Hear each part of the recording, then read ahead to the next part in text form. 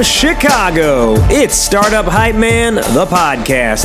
What's up, everyone? My name is Raj Nation, founder and chief pitch artist at Startup Hype Man, where we help startups not suck at how they pitch themselves. How? By making sure their audience sees them not as the best, but as the only.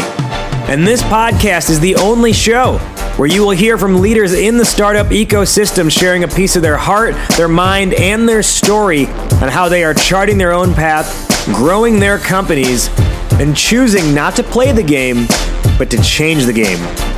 Before we get going, hit the subscribe button on your podcast app so you never miss an episode. Also, head over to startuphypeman.com and subscribe to our Point of View letter, where we share original articles, insights, and resources, all to help you become the only of your industry. All right, get your popcorn ready and get hyped. It's showtime. Ladies and gentlemen, making his way to the microphone from Boulder, Colorado, and currently residing in Marin County, California, he is the founder and CEO of FounderSuite. Please welcome Nathan Beckord. Whoop, whoop. I wish I had an air horn right now. He is Nathan Beckord, as I mentioned, founder and CEO of FounderSuite. If you haven't heard of FounderSuite, well, maybe you've been living under a rock recently. FounderSuite is a better way to raise capital, helping bring structure, speed, and efficiency to the fundraising and investor relations process through their fundraising deal processing platform. Now, FounderSuite has been around for a handful of years. They've, on just $1 million of money raised themselves, they've been able to help other startups raise over $3 billion off of their platform. They've got 3,000 monthly active startups who come in and use their platform every single month to help manage their investor deal process, build out their investor pipeline, and ultimately raise capital. And all of that said, our topic today is something that Nathan's got a ton of experience in. So from one Nathan to another, my last name being Nathan, your first name being Nathan. Nathan, welcome to the show. Our topic today is building an investor pipeline. Why is this on your mind and why is this important to you? Yeah, thanks. Thanks for having me on the show. First of all, why is it on my mind? It's all that I've thought about for the past, 8 years, basically. And why is it important? Because you're an entrepreneur. You want to raise money. It's not rocket science. Anyone can learn how to do it. But there are a lot of nuances to the fundraising process. There are a lot of ways to do it right and to do it wrong. And one of the very right ways to do it is to build a pipeline of investors, meaning a good, solid target list of investors, and then run a process, meaning you run a really efficient kind of sales process to get momentum going for your deal. So that's the right way to do it. So that's why it's always on my mind. And we've been building out our product line to kind of match the right way of fundraise. We're going to dive all into that whole process. And I should say, not just building an investor pipeline, but building a successful investor pipeline at that. Now, before we do that, let's peel the onion back a little bit and learn more about Nathan Beckord himself. And just a quick disclaimer on this episode, both Nathan and I are both potentially dealing with COVID and COVID-like symptoms in the moment. So apologies if any throats sound scratchy or if any audio quality is a little bit worse. We're both in our self-quarantine settings at the moment. So diving in, I want to learn more about you, Nathan. We look at entrepreneurship generally as the road less traveled. And I think you've actually literally not only taken the road less traveled, but you've also taken the height or the distance less traveled. And that is in both traveling Nicaragua by motorcycle, as well as hiking Mount Kilimanjaro, which is over 19,000 feet high. We can start with either of those, with either Nicaragua or Mount Kilimanjaro. Let's go with Nicaragua first by motorcycle. Tell me, traveling that country on a bike, what did you learn about people? Yeah. Oh gosh, that was such a fun trip. Nicaragua is gorgeous. I'd never been there before. First time we got down there with my girlfriend at the time, soon to become wife, and my younger brother. And my brother and I have been riding dirt bikes and motorcycles basically since we were like 10 years old. And so like let's do this on bikes. And we found a place that rents these. I think they're like Chinese made dirt bikes. They weren't the best quality bikes, but they did the trick. And we toured around, got out on the lake, did the coastal stuff where all the coastal surfer spots, where the surfers hang out in different little coastal spots. What do we learn about people? I mean, people are so friendly and warm there. Nicaragua, I'm not deep into the history, but Nicaragua had a long period of war and guerrilla fighting, and it was a troubled country for many, many years. Yet you go there now, it's just the warmest, kindest, nicest people. So I guess the lesson there is how resilient a population can be. And I hope some of that maybe applies to what we're seeing in Eastern Europe now with, war in Ukraine and Russia. That the good news is like these embattered populations can bounce back and find joy and happiness and open up their markets, fairly quickly. Yeah. One of the things actually that I've been talking about, so I also teach yoga on the side, and one of the things I have talked about in several classes over the last couple of months is the concept of resilience and how people of Ukraine are exhibiting that, I think, as good as or better than anyone can. And I think, as you mentioned, people of Nicaragua are doing that or have done that as well. And I think resilience is another just strong entrepreneur trait that exists. Yes. Now, you also hiked Mount Kilimanjaro, right? That's second highest, maybe the highest peak in the world. I don't know if Everest is Everest higher? Everest is higher. Everest is up in the 26, 27. I'm not sure exactly.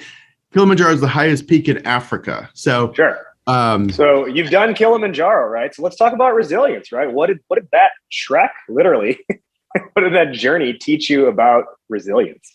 Yes, like you do something like that. It took, I want to say it was like 5 days of hiking nonstop, and you're starting at a pretty low elevation, little, 1,000 feet above sea level, and you're slowly making your way through jungles, and the terrain changes, right? You're going through jungles with monkeys, then it starts to thin out, and ultimately you're ending up on a glacier, right? So you're going from jungles to snow in 5 days, all on foot, and it's super exhausting. And the closer you get to the summit, the less oxygen there is. And so it becomes even harder, right? So when you're at elevation, you start at base camp on the final night of the ascent, which I think is about 15,000 feet. And it's already hard to breathe at 15,000 feet. So you're not really sleeping. You're not getting much, rest or recovery for your big ascent the next day. And, I think almost an entrepreneurial lesson is to make it to the top, you have to go slowly and steadily and just really methodically. If you try and go too fast, you'll actually get cardiopulmonary embolism, which your lungs fill up with fluid and you possibly die. Quite a few people have died because they try and go too fast, right? So they have a phrase, poli poli, which is just kind of one step in front of the other, keep going. You start off, I want to say like midnight, the final day to make the ascent. And so you're hiking for close to 20 hours by the time you make it back down. And it's incredibly grueling. But once you're on the top and you're 3,000 feet above the clouds, just standing on this mountain peak, it's the most exhilarating feeling in the world. So it's kind of like entrepreneurship, right? Oh yeah. I mean, especially because, right, we hear so often like the importance of go fast, scale at all costs, growth hack, all that stuff. And you're kind of like, your lesson out of this is like, well, maybe there's a way to be methodical about this and not just blitz scale no matter what. Yeah. And maybe I'm biased on this because that's frankly how I've also built FounderSuite. We've raised a little money. We've gone kind of slow and steady in the context of startup development. Every year we release a new product, kind of incremental features throughout the year. I mean, it's not the blitzscaling, hyper growth of some firms, but I don't know if every startup has to be that. So not to go off on too much of a tangent, but I think there are some markets like the markets that Lyft and Uber in that are one or two people are going to take it all. Other markets where there's going to be quite a few players. And if you're in a market where, there can be multiple companies that are successful and win, a slower methodical pace can actually, I think, be an advantage because you're more mindful of what you're building, of how you're interacting with customers, right? It's just more holistic in my view. So, yeah. Well, and one more thing I'm curious to learn about your Kilimanjaro experience. So 3 years ago, my mom actually, at the age of 60, did base camp Everest, which is Oh, wow. just crazy because I mean, in my 30s, I don't think I can do that. And one of the things she talked about was actually, she was like, you're supposed to eat, but you get to a point where you don't even want to eat because it's just the same food over and over again. And I think there's a certain level in that, slow in that being steady to keep climbing. There's also an element of having to convince yourself, is it worth it? Because I know she was like, I could just tell from talking to her how like, the altitude starts to mess with you. Yes. And then you actually maybe she was like, 5 or 6 times I was like, just screw it. I don't even need to finish this. So did you have a similar experience? And maybe even in the resilience aspect of like this idea of being talked, you talking yourself into giving up and then having to overcome that shatter. What was that like? Yeah, absolutely. Everything you just said, and I think it's comparable. The altitude starts to mess with you. You start to lose you lose your appetite. You start to lose the ability to sleep. Like I mentioned, your judgment becomes kind of clouded. And going back to that final ascent night, where you're starting off at midnight, it is brutally cold. Like it is really cold because you're at altitude. You're basically hiking in snow or glacier, right? And so it's extremely unpleasant. And quite a few people, I forget how many people were in our party. I want to say there was about 9 of us, and I think 2 or 3 turned back down, and that's okay. You don't want to push it too hard. But that resilience almost becomes kind of where you're marching forward slowly, one foot in front of the other on autopilot, right? That's the way to do it. Like if you're overthinking it too much, you're going to talk yourself out of it. Obviously, you have to listen to your body and listen to your comfort level. If your lungs are starting to fill up with fluid, you want to head back down. But otherwise, you just have to kind of go on autopilot and just keep making steady progress. And in some ways, that's kind of a metaphor for startups too. We've had multiple periods in FounderSuite's life where things were a grind, where customers hate us, where revenue is, not steady like I want it to be. And you just kind of keep marching slowly ahead. Yeah. Yeah. But I think conversely as well, I think there's a difference between maybe what you experienced in some of those, let's call them detours of FounderSuite. Yeah. But I think there's also moments where certain companies need to recognize, is this a blip? Is this a momentary thing, or are our lungs, quote unquote, filling up with fluid and we're really being dragged down and we need to make very tough decisions, right? Yep. Yeah, and that's hard, right? Part of that's trusting your gut. Part of that's, looking at data as much as you can to really figure out, are we just having a tough month or tough quarter, or has the whole market landscape shifted, right? Mm-hmm. I will say I have a bias. I think many startups I know and founders I've known over 20 years of being involved in startups maybe give up too soon and or make a pivot too soon. I mean, I think any good startup just takes years of kind of grinding it out. And I think a lot of people will get into it, start something. The moment they hit a roadblock or the moment the road starts to get bumpy, they give up or they pivot. I've seen that story way too many times. So I think, I guess I'm on the bias of like, keep going forward.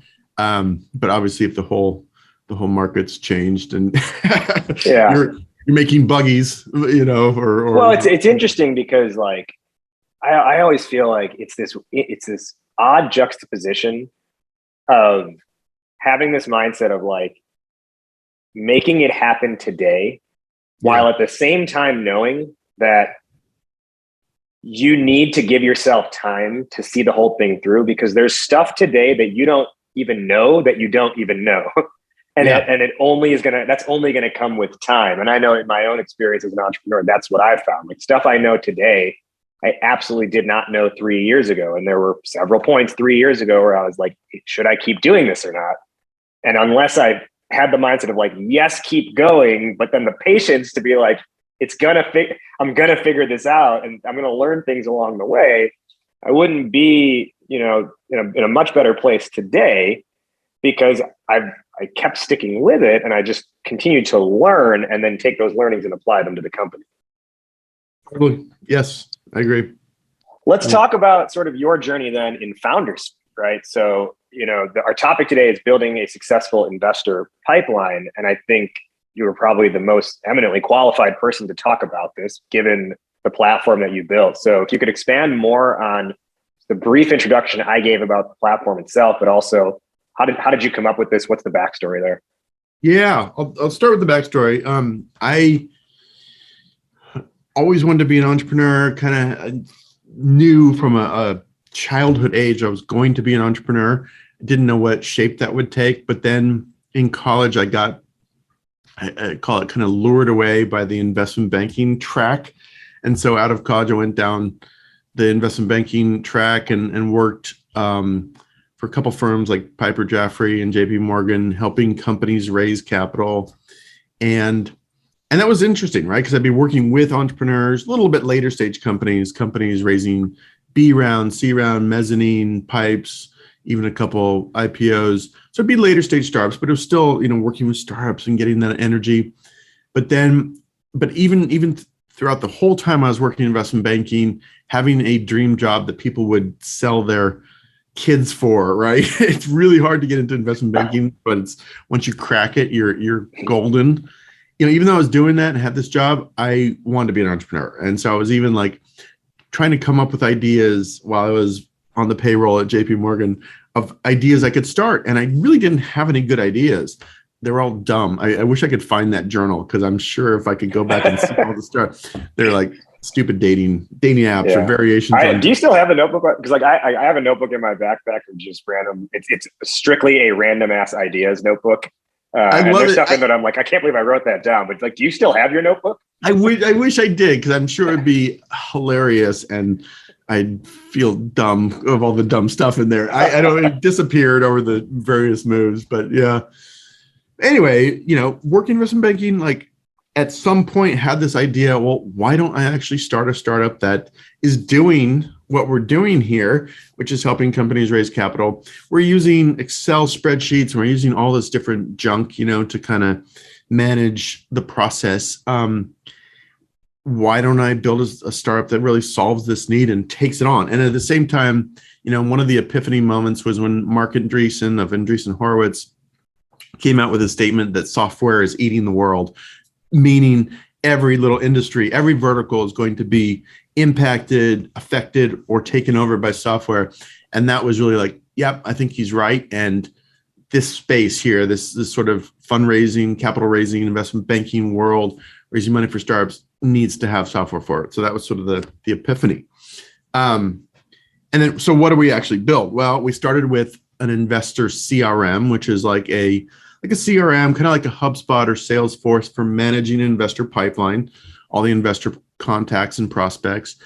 And then we added an investor update tool for doing ongoing updates, like monthly, quarterly updates to investors. We added a pitch deck hosting tool, kind of like DocSend or Google Slides. We added an email tool for doing like follow-up emails at scale. We added a data room. That's our most recent addition, is a virtual data room. So that's where you upload all your confidential documents and send it out to investors. And then we also have some other things like Founders Market, which are some deals on other products, and a collection of like documents and templates for startups. So really, if you think about how fundraising works, we've got, and I forgot to mention, also a database of investors of close to 200,000 investors in this database. So if you think about how fundraising works, step one is you build a target list. We've got a database for that. Step two is you putting these all in a CRM. Step three, you're doing the communication, sending out your pitch deck. As you're making progress and getting into due diligence, that's where you turn on the data room and start to share and track, your confidential documents. So it's kind of just a step-by-step software for each stage of the fundraising process. Yeah. So let's talk about that, those stages of the fundraising process now. So, at Startup Hype Man, we work with companies literally every week on what their pitch should be. Now, let's say a startup has worked on their pitch. When it comes to actually reaching out to investors, What's the first thing you see most founders go horribly south on? Yeah. Two things that are related to each other. One is like not spending the time to really identify the perfect fit, the really well qualified investors for your startup. I see too many founders, and we see this all the time on our platform. We try and figure out ways to kind of stop it or reduce it, but we see founders who want to, maybe they're in fintech, and we've got, say, 5,000 investors in fintech. They want to just blast their pitch deck out to all 5,000. I'm like, no, you can't do that. We're not going to let you do that. And you shouldn't do that because it might sound intuitive. Let's just get our deck out in front of everyone and see which ones come back. But that, has a lot of ramifications. I just had one founder right before the show. He's like, I've been flagged for spam. I'm like, well, I'm sorry. It's not our platform that did that. It's your practices. His emails aren't getting delivered now because he's spammed too many investors. So don't do it like that. Instead, spend the time to really find the fintech investors that do seed stage in Chicago that, focus on whatever your specific vertical is or niche, right? I mean, really highly qualified ones. The better you can kind of identify folks who are looking for your type of deal, the better your whole fundraising is going to go versus, trying to pitch some late stage investor that does banking software. You clearly didn't do your homework if you're pitching that person, right? Yeah, you're both under the fintech umbrella, but you didn't do your homework. You're pitching irrelevant people. So that's step number one, is finding the right people. And then, really working that intro path. And this is something that trips up a lot of founders is they want to we have contact information in our database. We have email information in our database. But even with that, I strongly recommend trying to work your way into an intro to every investor. And that could be looking on LinkedIn, seeing if you have any mutual connections, or even reaching out to founders that investor has invested in, getting on a Zoom with them, picking their brain about that investor, and then asking for that intro. So it's always a connection path. And it really makes things go better. If you've done the research to build your qualified list of the best 200 investors and found an intro path into each one, your fundraising is going to go a lot better. So on that note of the intro, I have heard some experts say, absolutely never send a cold email to an investor. I've heard other experts say cold emails can definitely work. Where do you stand in that debate? Yeah, it's funny because there is no absolute hard truth. We have our own podcast called How I Raised It, where I've interviewed like 230 founders, and a few of them, and they've all been funded successfully. That's the whole point of the show. A few of them have used cold email as part of their strategy successfully. But let me give you one statistic, and I bring this up a lot. I was on a webinar with Uncork Ventures, which is Jeff Clavier, very active seed stage investor, and perhaps a very savvy wine drinker as well. Yeah, I'm sure. Yeah, very. But the question came up on his. They did a little podcast about what they're doing, and it was about fundraising. The question came out: have you ever invested in a startup that came through cold email? He's like, yes, we have. We've done 2 deals that came in cold out of 760 deals over the last 10 years. Right? So yes, it can work. The odds are quite low. Your statistic, your probability of getting much reaction are quite low. And the reason is, investors are getting so many deals coming at them already from trusted sources that the cold email is often ignored or overlooked or, just ignored, basically. Now, having said all that, I have seen where founders really, maybe they follow an investor on Twitter for a while. They really kind of engage with that investor.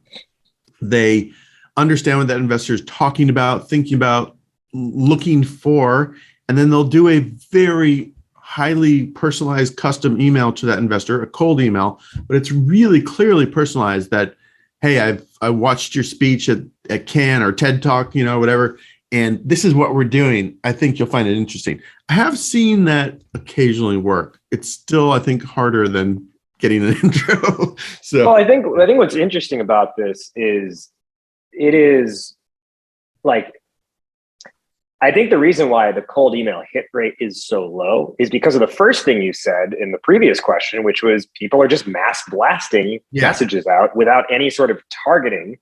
And so naturally, I don't know, if 4,000 of the investors you reach out to, more than that, are not even like within the domain that would be a company to invest in you, that's going to be a miss and not a hit.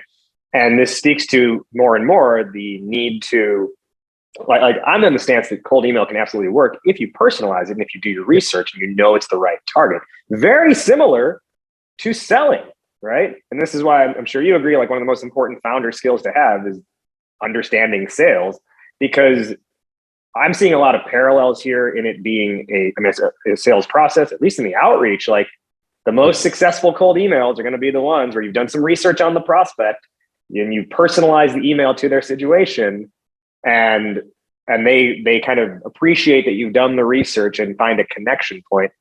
Can you give me your read on that sort of I guess comparison of the investor pipeline and reaching out to investors? How do you see that comparing to the idea of building a sales pipeline? Yeah. Excuse me. COVID. I've got my COVID test in an hour. I'm very curious. Each minute of this podcast, we are less and less ourselves. Gonna just melt down in about a minute. Fundraising is absolutely a sales process. I do a talk at different accelerators, and it's absolutely a sales process where you are identifying a list of prospects or targets. You're getting in touch with them. You're presenting your opportunity or your case, and you're trying to move each prospect towards a yes or no decision, right?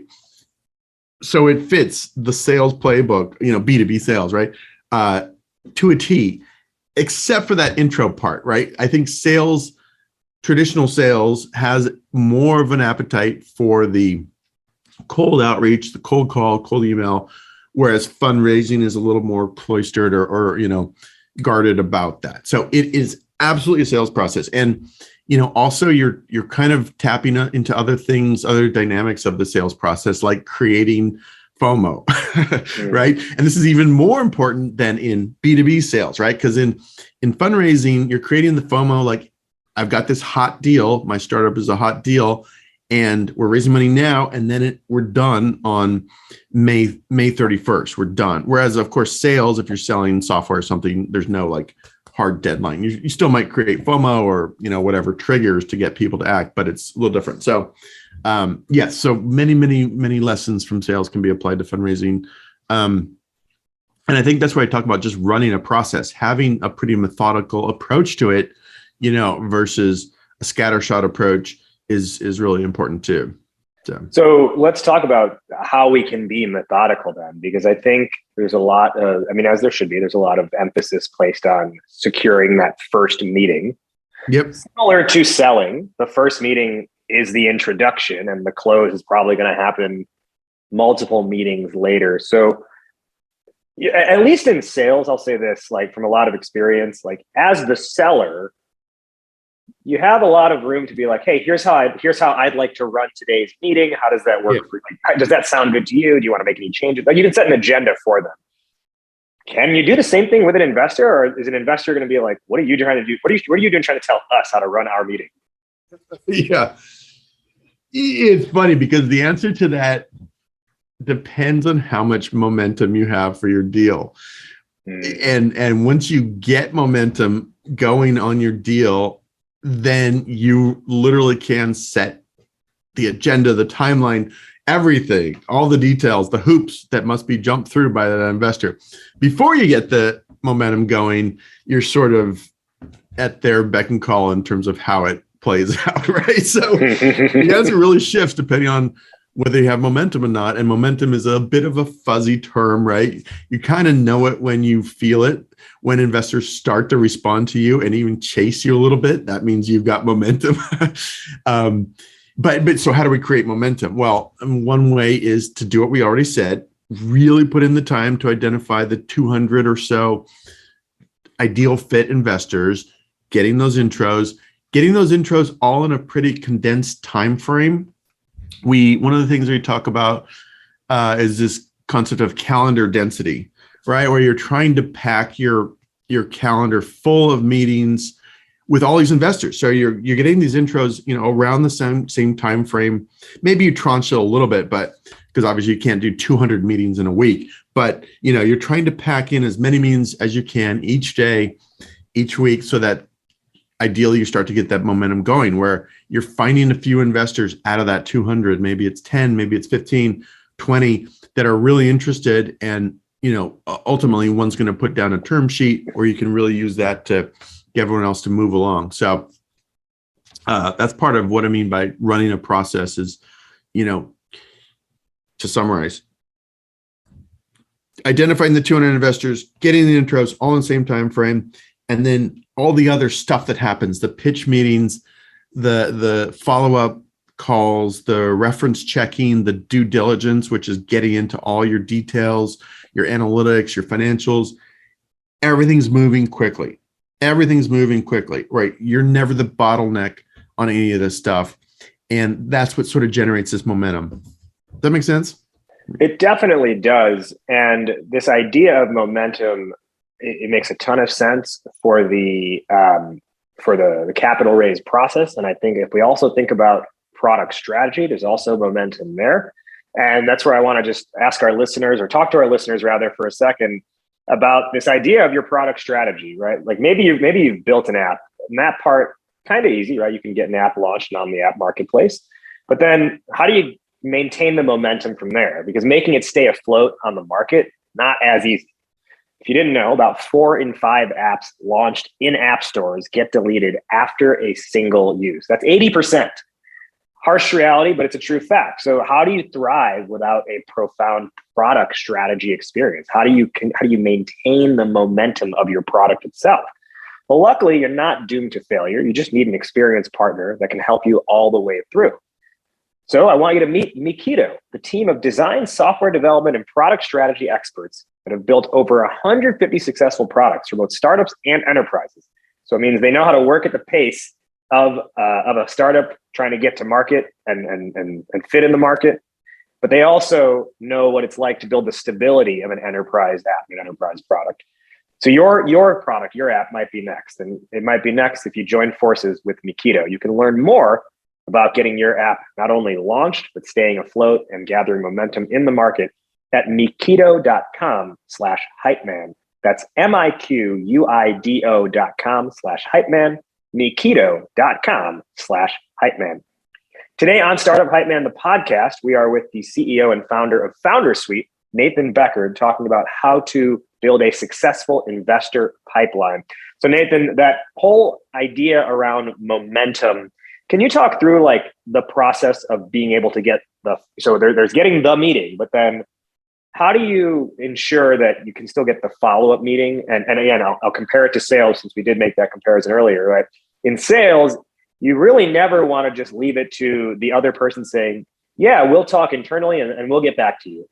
How do you make sure that doesn't happen here? Yeah, a couple things. When you're actually in that meeting, whether it's, in the investor's office or you're out for coffee or even on a Zoom, I tell founders, don't leave that meeting until you've said something like, hey, Raj, really great meeting you today. Really appreciate the time. I'd love sharing my vision for FounderSuite and everything, all the traction we've built this far and our vision for the future. I would love to hear your interest level and what is your typical check size, and then what are next steps? And then I kind of push it back to you, and a lot of times you will get a pretty generic answer of like, hey, next steps are, we'll talk it over at our partners meeting. But, you are trying to get if there's any interest in doing a next step at that meeting, right? If you can pin down even a follow-up meeting that's a good buying signal. If you can actually schedule the follow-up meeting before you've left this meeting. Exactly. Yeah. If your response to me on that question is, hey, let's set up a meeting with our other partners next Wednesday. That's a super strong buying signal from you to me, the founder, that you're actually interested in moving this forward. If you give me the more, hey, we'll talk it over and get back to you, weaker, right? So that's, I've seen founders try and have a real hard sales approach, like, great meeting you. Let me know by tomorrow morning if you're, in or not, like kind of putting in these hard. And I don't know if that works that well. I mean, if you have enough momentum, if you have a really hot deal, hot space, your metrics are crazy, you can be more aggressive like that. But oftentimes, one of the things I think I heard someone on our podcast say is fundraising is not actually a sales process. It's more a search for believers. You're trying to find those people who believe what you believe in terms of how the future plays out. And so it will happen a little bit more organically. If you also had this share, investors often will have a thesis about where blockchain goes or where the future of digital health goes. They have a thesis on that, and they're kind of searching for startups that fit their thesis. And so that's what it means by, fundraising is a search for believers. You're kind of finding those places where they have a octagonal hole and you've got an octagonal peg, and it just sort of naturally goes. Yeah. So anyway, I guess to summarize that, just don't over worry about it, because a lot of investors are going to ignore you, ghost you, tell you no for a bunch of dumb reasons that don't really have anything to do with your business. But make sure you're asking about their interest level and what are next steps every time. Meet with them. Simple as that. Would you recommend then, and I'll say this from a sales perspective, one of the things I often teach and do myself is I want to get something on the calendar as a follow-up. Yeah. If there is some initial interest, they are usually happy to do that. If there's a little bit of, I don't know yet, maybe they're interested, but they just have to go through their internal whatever, I'll say, well, why don't we do this? Can we at least put a placeholder on the calendar for a follow-up meeting? And then as that date approaches, if there's not a need to have it because you've changed your mind, just hit the cancel button. I'll know exactly why. Otherwise, at least if you do feel good, we don't have to go back and forth through email. Does that sound good to you? Like, would that approach work well here too? I think it's worth trying, because then again, you're pushing them a little bit gently into, you're probing and making them play their or show their card, right? A little bit. If they don't want to do that, they're probably not really interested. If they're willing to take a placeholder meeting, then there is a little bit of a buying signal there, right? Yeah. Right. So I think that would be interesting. It's a softer, gentler way of forcing them to show their card a little bit. So I like it. I haven't tried that myself, but yeah, I think that's an interesting idea. The other thing I've seen people do a little bit, and again, this helps if you have some momentum going, but again, in this pitch meeting with you, you're the investor, I'm the founder, where I'm saying, thanks for your time today. I'd love to hear your interest. What are next steps? By the way, we're running a pretty tight timeline on this. For the next 2 weeks, I'm taking first introductory meetings. And then 2 weeks after that, everyone who's interested in, digging deeper into our data room, I want you to, or maybe, that would be the third one, whatever. And then, 2 weeks after that is when we're asking for or seeking term sheets from everyone interested. So I've seen some founders lay out a specific timeline where investors kind of have to opt in or opt out by certain dates, and that's sometimes pretty effective, I think. So I think that kind of gets into that whole debate of how much leverage does a founder really have in these situations, right? Can you force a timeline on them, or is it safer to just perennially be taking intro meetings? Is it really a matter of momentum, as you've said before? I know, and this is what's hard about this, is there aren't these hard and fast answers to this. If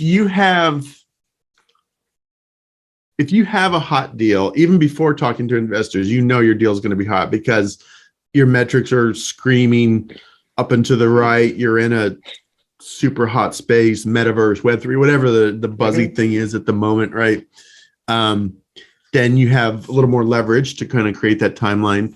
And of course, once you've started the process, start talking to investors, and you start to get investors really getting interested, even before putting down a term sheet, then you can really create that timeline and you'll start to have the leverage, right? And then of course, once you get a committed investor, someone who wants to lead the round, you have a ton of leverage, right? So, I'd kind of maybe tell founders to take a honest assessment of their situation, whether they're just beginning the fundraise, what the assessment would be, how hot do you think your startup is going to be when it goes out to market?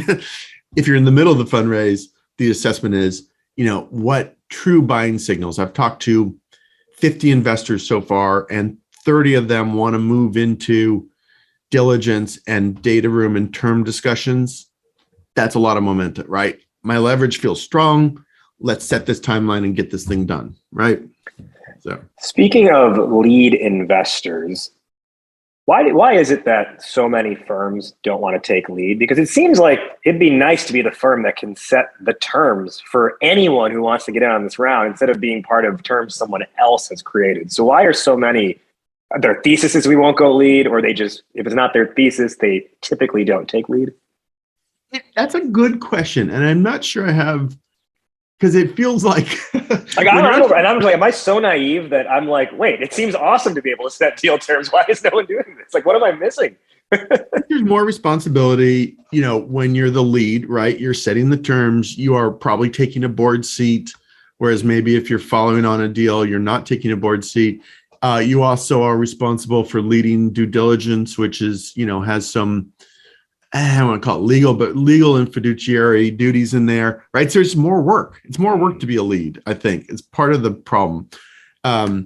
It's more responsibility. Yeah. Okay. So understanding that, what's your stance on lead investor being just a good size check versus good size check along with strategic support? Yeah, good question. There's a lot in that question. This, again, it kind of depends a little bit. So I would also tell founders to sit down there, do your yoga and meditate on what they really need. What do I actually need as a founder? Do I just need money because I need to hire 7 engineers and 3 salespeople? Or frankly, I need senior counsel on this. I need someone who's been there, done that, because I haven't done this before. Maybe I'm a 22-year-old right out of college founder, and frankly, you need a lot of hand-holding and help.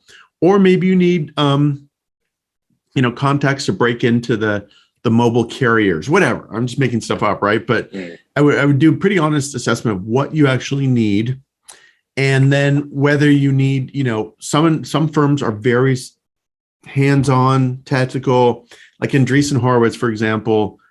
I don't even know their number, but they've built out this huge 100+ services army, people who help with PR and accounting, and I don't even know what all they do, but it's this huge people who are non-partners that help their portfolio companies, right? I'm not making an advertisement for them, but that's part of their pitch and value add to founders is they have this support staff that can help you, right? So do you need that or do you not need that, right? And then I think also, you didn't really ask this, but there's also that branding element, right? If you get a term sheet from Andreessen Horowitz or Benchmark or Kleiner Perkins that has great signaling when you're trying to hire, but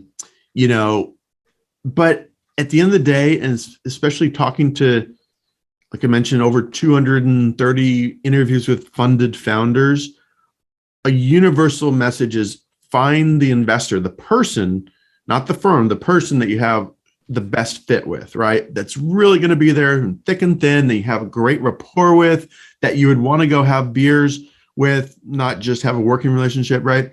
That's the most important, because you've probably heard this, you're going to be kind of married to this.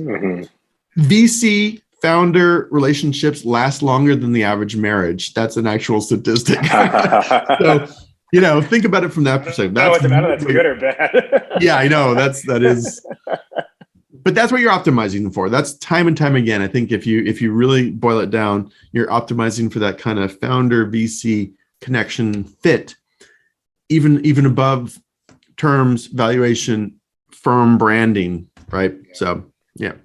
Two quick questions before we begin our wrap up. Nathan, a lot of times a founder will hear from an investor, you got something interesting here, not a fit for us right now, or perhaps like we actually need to raise our own fund right now, so we're not making any active investments at this moment.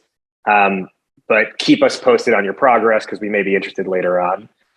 Is that them just being polite, or is that true that they do want to be kept posted and they may invest later on? And B, if so, what is the best way to nurture the investors, if you will? Yeah, great question. I love it.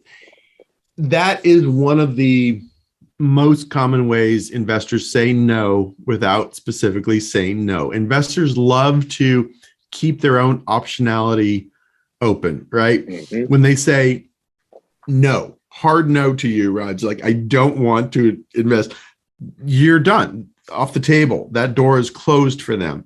Because what if your startup 6 months down the road gets really hot, and starts to blow up, and I've told you no? I would look bad coming back begging to you to let me in, right? So you're too early. I like what you're doing, but you're too early is a no, a very common no, but it's keeping some optionality open. So I would really treat it as a no, and accept that they're not really interested, but I would still nurture them. One of the things I'm telling founders to do every single day of my life is send out a regular company update about your business. And we have a product for this in FounderSuite called Investor Updates, but it doesn't have to be super lengthy. It can be kind of a short one-pager about what you do, your key wins last month or last quarter, your metrics, and your key metrics, and kind of what you're working on next, and maybe any challenges you're having, right? That it doesn't have to be even more than one page, but you send this out monthly or bi-monthly to both people who've written you a check and people that you want to nurture for that next round. And that could be, in that category, it could be new people you've built a target list. Maybe you've built a target list for your Series A. Reach out to those folks, get their permission to add them to your target list or to your distribution list for that update. Start to send them. And send that update to the people who in your seed round said no a little too early. So you're really updating both of those groups. And I've seen, it doesn't happen that much, but I have seen folks who say no, you're too early, come back around in a later round if the traction has kind of grown. So it doesn't hurt. One thing I've also seen, and one thing I've also seen is because of the role I serve in the ecosystem, I'm often on different startups, whether we've worked with them or not. I'm often put on their investor update distribution list. And I also frequently see asks that are put in there. And it's not, in fact, most of the time it's not give us money. It's more like, we're looking for a developer. Please let us know if you know anyone, or we're looking for a contact in this industry to get an in. Do you think that can be a good way to actually activate an investor, even if they're not going to put money in, but to almost like have them be part of your ride, if you will, if they may know someone who they can introduce you to? Absolutely. I think that's you. First of all, you should be doing that with the people who did give you money. They have an equity stake in your business. They have a vested, interest in the outcome of the business. Put them to work, ask for their help. And so let me expand on this just a little bit. I actually have two different versions of my investor update. I have one that's for the people who've written me a check already, and it's much longer. It has more of our challenges, problems. It has ask for help, like we really need help on this stuff. And then ideally, it also has a little section where I'm thanking my investors who did help, right? If I asked for some specific intro to a designer or something last month, and then investor makes that intro, I actually thank that investor publicly in our update the next month, right? So it's a really good way of kind of activating your people. So those are people who have written you a check, but even the prospects who are on your target list, having maybe a little bit easier asks, right? You wouldn't ask because they haven't put money into, they wouldn't ask them for too much, but asking if anyone, and you'll see who's actually kind of following along, right? And if someone does pick up the phone, like makes an intro to someone, that's a great buying signal, right? Don't you want to work with people who even before they've written you a check are helping you with your business? Right? It's huge. Yeah. Yeah. You build up that affinity early on. So then later on, they're going to feel better about entertaining an investment if they've already essentially helped your company grow in some way. Yeah, totally. One last question I've got before we begin our wrap up is around the idea. So let's say you've raised a round. You know that you're going to probably raise another round, not immediately, but I don't know, 6 months, a year from now, maybe even 2 years from now. In that gap, after you raised your round and let's even push it out to say the farm. Let's say 2 years from now is when you plan to raise your next round. Yep. Are you still are you still running those nurture things that entire time? Or are you really just like maybe in the 3 months or 6 months leading up to the next round? Is that when you're kicking it back in? Yeah, I probably wouldn't do it for 2 months unless there really are people that you felt a great connection with and you really 2 months. Wait, sorry, 2 months or 2 years? You were saying. Yeah, so I would probably. So yeah, let me answer the question more specifically. I would probably start that nurture to the prospect list 6 to 12 months prior to raising money. 2 years might be a little bit long. They might kind of start to tune you out, But if, let's say I pitched you for our seed round, you said a little too early, but I really do like what you're doing. Keep me in the loop. Yeah. Maybe I don't do that right away. And then a year later, I'm like, boom, here's our progress in the last year. And you're like, holy crap, these guys made a lot of progress, right? I remember what their metrics were. Now look at where they are, and then I start you on that nurture campaign for maybe, again, 6 to 12 months beforehand. One of my favorite little hacks I'll just leave with is, let's say I start to nurture you 6 months in advance, start sending you these updates, and I send it in, May, June, July, August, and I'm planning to raise money in September. Maybe in that August one, I say, hey, we're planning to kick off our Series A next month. Let me know if you want early access to our pitch materials.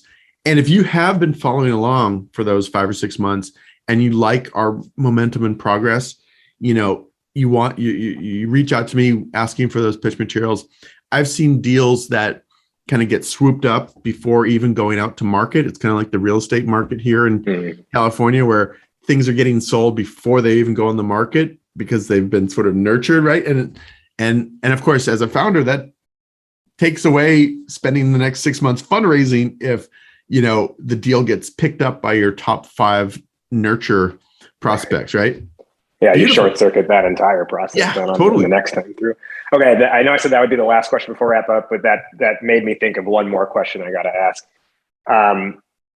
What's your opinion on, keeping in the loop? Yes, the investor update is a great way to do that. Would you recommend also adding them to your general customer marketing newsletter, let's say, because maybe you've got a strong brand and you want to make sure they see what you're doing directly with the market? That's a good question. I haven't seen too much of that, but I don't know if this is a trend I've noticed over the years, but if I have an interaction with someone, I'm suddenly on their customer newsletter. It seems without being asked. Yes. Yeah. So I think people are kind of used to that now. The only risk I can see in that is if they're getting a customer newsletter from you every week or every other week, and then your investor update once a month, maybe they start to tune out because they're just getting too much from you.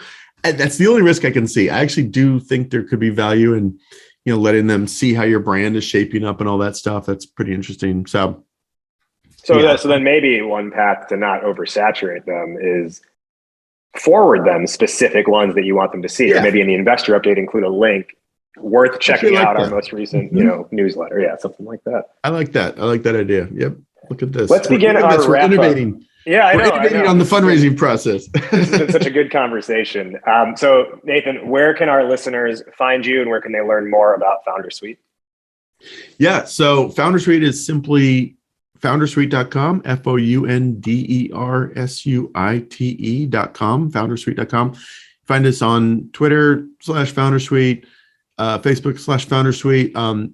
I'd love to connect on LinkedIn. We put out a lot of really good stuff for founders on LinkedIn. Once or twice a week, we'll post like 300 questions investors will ask, or a sample term sheet used by Airbnb, or just really good like giveaways and stuff for founders. So follow or connect with me on LinkedIn, Nathan Beckord. Maybe just make a note that you heard about us on the Raj Nation podcast, so I kind of have a context, because I got a lot of stuff coming in. And then I guess the only other thing is our podcast called How I Raised It, which is those interviews with founders, lots of fun stuff, really deep tactical stuff, like how to run a VC meeting minute by minute, just really tactical stuff that I've learned a ton from. And that's How I Raised It on Spotify, YouTube, and, iTunes, all the usual places. So that's it. Who is one person who you want to shout out? You're not allowed to just say a generic team. Who's one person you want to shout out, whether that is a coworker, a co-founder, a mentor, a colleague, a friend?